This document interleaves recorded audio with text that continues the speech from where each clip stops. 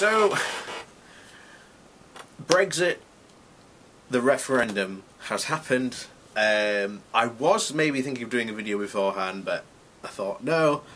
I was thinking of doing one on after, and then I thought, what's the point? Because I think that we have to answer certainly deeper questions, I think, at the moment within our society, and I think that Brexit has brought these issues to the fore, and none more certain than the fact that a lot of these people who voted to leave voted purely on the belief and the lies spouted by the Leave camp that somehow us leaving the European Union was magically going to stop all these immigrants, that we were going to close the door on immigration and that would be it. The UK would be permanently somehow free forever for all immigration, and this would be, fantastic. No more immigrants coming to, take our jobs and, cause crime. And yet, somehow, and this is one of the most embarrassing things, is that Channel 4 decided they would go to Barnsley, and Barnsley, unfortunately, area where I'm from, voted overwhelmingly 70% in favour to leave. And Channel 4 went around, and this always happens whenever the media come to Barnsley. Somehow, I don't know how they do it, but they always manage to find the most stupid people ever. You must believe me, there are smart people live in Barnsley, but for some God knows reason why, the media always manage to find the most stupid, ridiculous people ever. I mean, you have one guy who straight away said, only reason I voted to leave, stop immigration. Us leaving the EU is not going to stop immigration. This idea that somehow leaving will cause this, the tap to stop is completely false. But this digs into other underlying issues that have been simmering for quite a while in the UK in general. And that one is that immigrants themselves, for at least, not only for a while, but increasingly, immigrants have been made scapegoats for all problems for the working class in general. And we have to ask and find the reason why people think this is the case, because this just isn't the case. Why are the working class blaming their woes and their, their problems on immigrants? It's really confusing, because first of all you've got, immigrants cause crime. Well, I'm sorry, but you go to these, low income areas, you go to places like Kendry is considered a, problem area. New Lodge is considered probably the worst area in Barnsley. You go there, you look at all these, statistics, and I guarantee you 100% that it is not immigrants causing these crimes. I pretty much think, and I can pretty much bet with 100% certainty, that immigrants are not the ones causing the crime and problems in this area. Again, they are being used as a scapegoat, and it's hard to find where these, this has come from, because it's not it's not like, Labour MPs are saying it. Certainly Dan Jarvis has never said anything about it.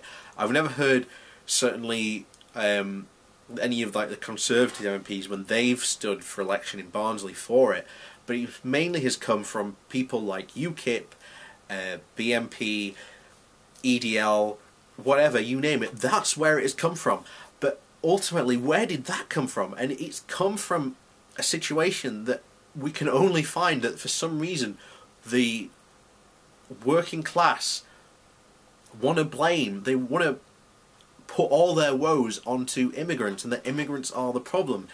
And it's not immigrants' problem. They are not responsible for your, for your woes. And yet they are the most convenient scapegoat ever.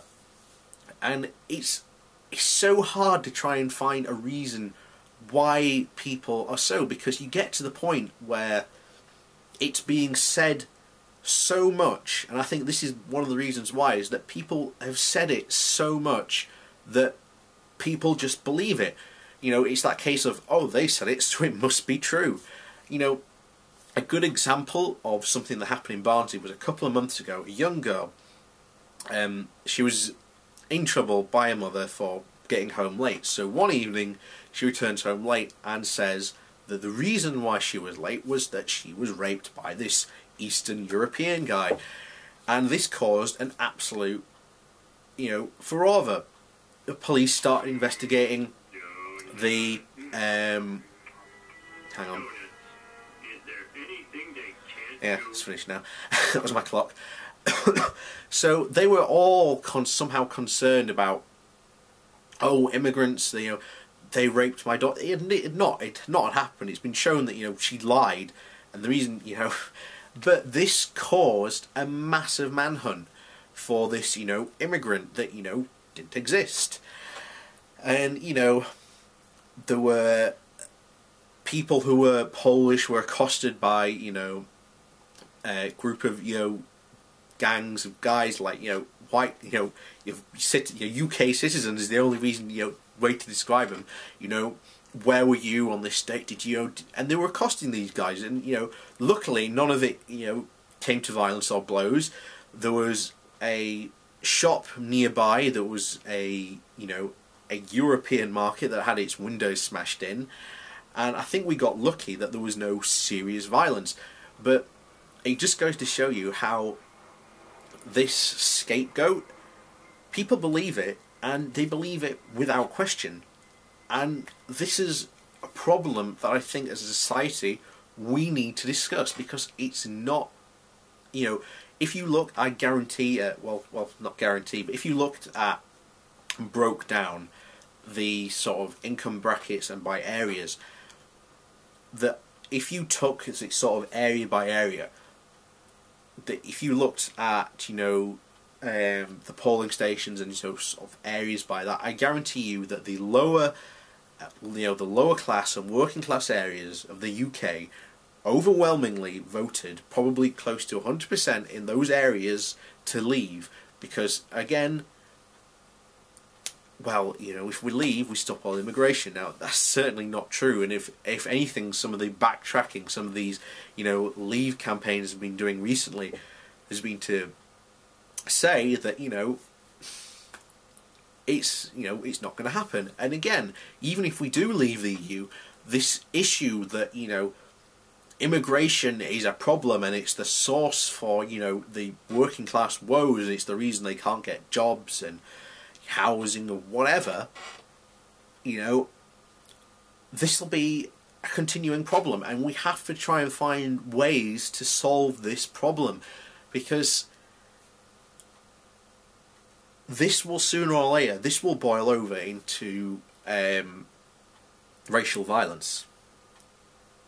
In probably not a serious, hopefully, you know, I hope that won't happen, but if you look at back historically, when, you know, you see these things happening, it leads to violence, and it leads to violence on both sides, and that is a problem that we need to nip in the bud now. We need to start ways to thinking, what is going on, and what is causing these people who are, you know, blaming immigrants on their problems, when the immigrants have none.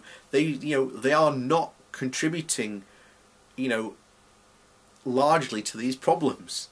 You know, they are not the source of the problem, and it's a difficult question to try and, you know, answer, but, you know, at least hopefully we can start talking about it and thinking about why these problems persist, why these, you know, why this, you know, scapegoat exists. And it's difficult to think of an answer for it, because, you know, it has to come from somewhere, but, you know, where has this sprung from? And, you know, you talk to some people and they talk like, you know, immigrants are their source of all their woes, but, you know, there you go.